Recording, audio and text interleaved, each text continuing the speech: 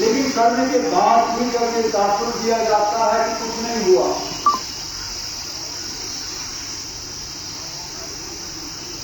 फिर नाराजगी हुई। अब यहां कहीं से बात आई कि नुकसान हुआ, फसल की तबाही हुई और पूछने को नहीं आया।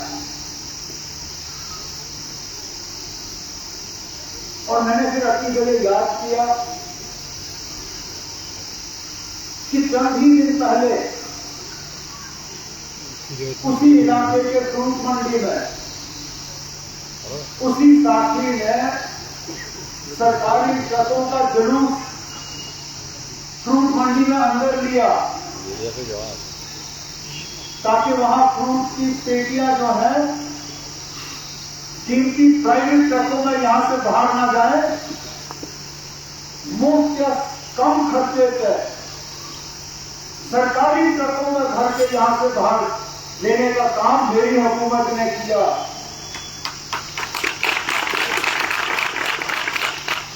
लेकिन फिर ये तासुर कुछ नहीं हुआ, पूछा ही नहीं।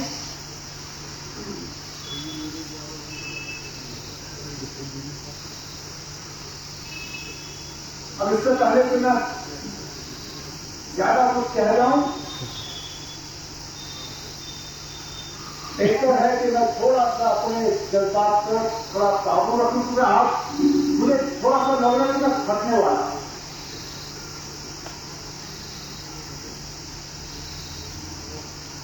बाहर बैठे सबको लगता है आप कि बहुत आसान है इन हालात में काम करना।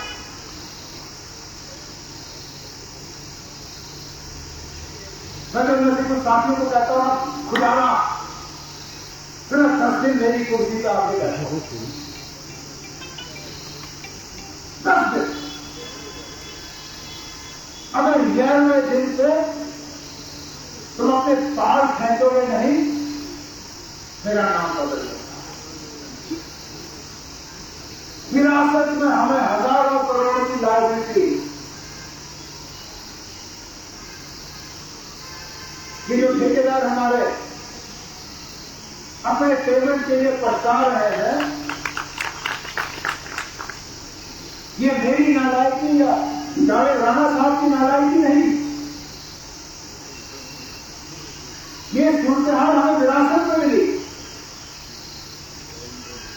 लेकिन हमने कभी इस चीज को बहाना नहीं बनाया। हमने ये नहीं कहा ना कि ये लाइबिलिटी हमारी नहीं है, हम उससे कुछ नहीं करेंगे। उनका चुपचाप तरीके से हमने इसको हल करने की कोशिश की। जैसे जावेद ने अपनी तकरीर में कहा, मैंने जावेद के साथ बैठ के कहा ना कि इसका हमें इलाज निकालना होगा। मैंने कहा बेहतर है आप दिल्ली जाके वहां जल जीवन जल शक्ति डिपार्टमेंट मिनिस्ट्री के मिनिस्टर से मिलिए और इसका कोई ना कोई हम इलाज निकालें ताकि इन लोगों की पेमेंट हो। आज ये ठेकेदार परेशान है, काम इन्होंने किया, प्रोजेक्ट लगभग तैयार, लेकिन इनका पैसा रुका हुआ। मेरी समझ में नहीं आता यहां कुछ लोगों को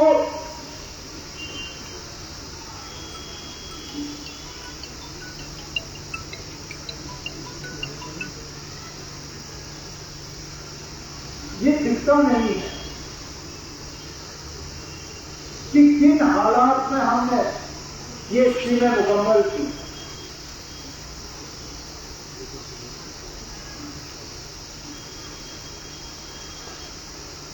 अल्ताफ कल्लू साहब ने इशारा कर कुछ बातें की, कहा कि एक कमेटी है जिसके ये भी मेंबर, लेकिन हकीकत यह है कि जल जीवन मिशन में ज्यादातर काम रुके हुए हैं क्योंकि ऑनरेबल एमएलए साहब ने ही डिपार्टमेंट को असेंबली में निशाना बनाया, मैंने नहीं, जावेद ने नहीं।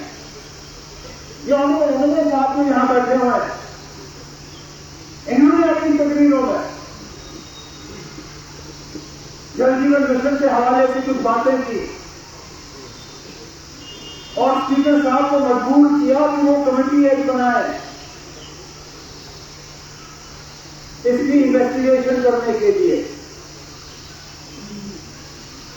उस चीज का नतीजा कि जावेद राणा साहब जो है वो अपनी स्कीमें मुकम्मल कर नहीं पा रहे हैं। मैं ऑनरेबल एमएलए साहब से कहूं, अगर आप चाहते हो कि ये सारी मुसीबतें जो है ये रुक जाए, खत्म नहीं कीजिए अपनी कमेटी का काम, रिपोर्ट पेश कर दीजिए, लेकिन ये दोनों तरफ से होगा नहीं है।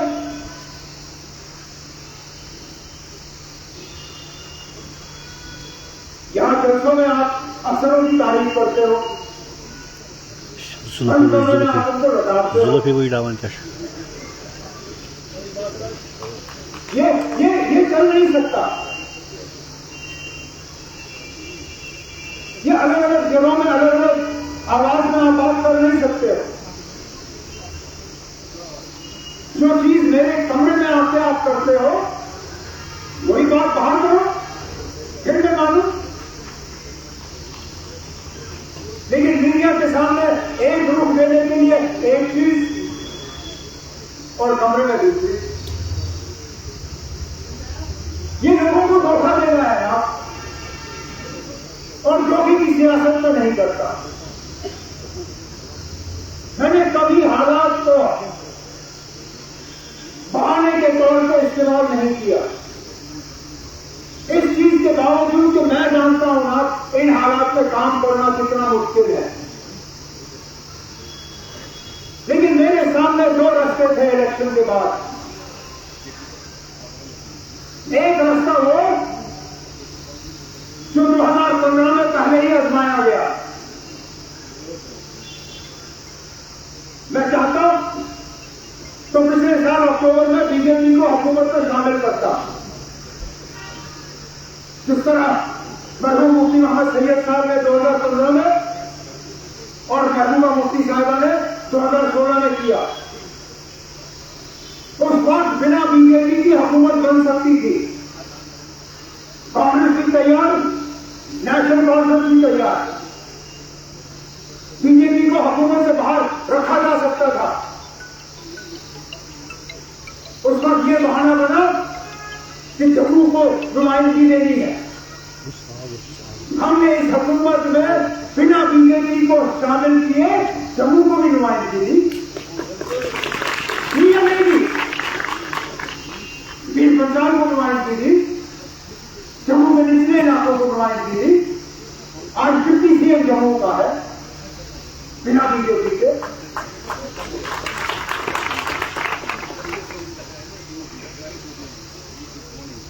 तो या हम बीजेपी को हुकूमत में शामिल करते, मुमकिन है शामिल करने का हमें ये तोहफा मिलता कि फटाफट वो हमें रियासत का दर्जा देते। लेकिन क्या रियासत हासिल करने के लिए आपको सौदा करने के लिए तैयार? अगर आप तैयार हो तो मुझे बताओ, क्योंकि मैं वो सौदा करने के लिए तैयार नहीं हूं।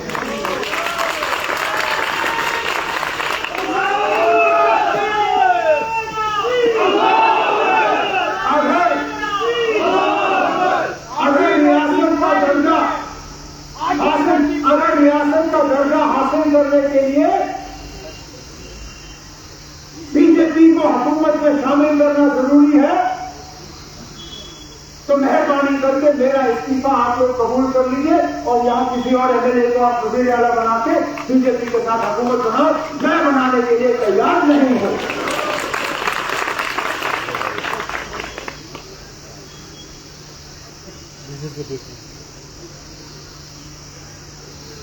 अगर इसके लिए मुझे जम्मू कश्मीर को दोबारा रियासत देखने के लिए इंतजार करना पड़े, मैं करूंगा। अगर रुपए के 100 पैसों के बजाय रुपए का 50 या 70 पैसे का काम हो, मैं वो भी तस्लीम करने के लिए तैयार हूं। लेकिन इंशाल्लाह हम काम करके ही अपने आप को आपके सामने पेश करेंगे। ये मेरा वादा है आप लोगों के साथ।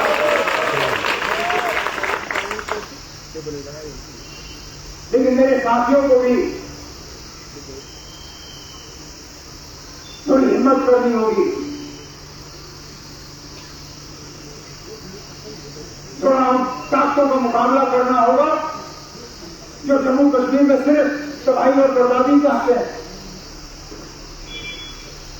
जो ये देखना चाहते हैं कि हम भीख मांगे, हम घुटनों में उतरे, हम जमीन हो।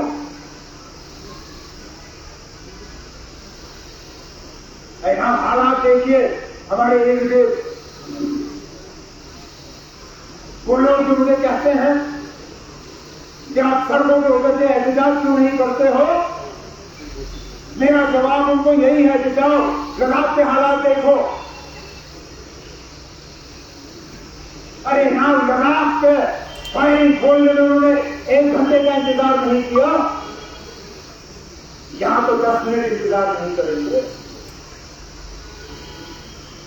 कितने नौजवानों का खून यहां बहते हुए देखना चाहते हो,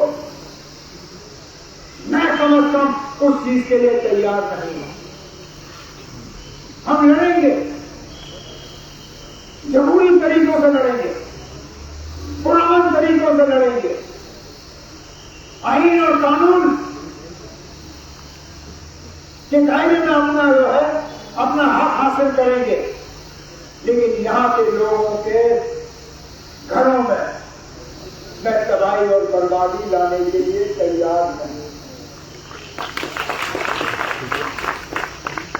लेकिन देखिए आप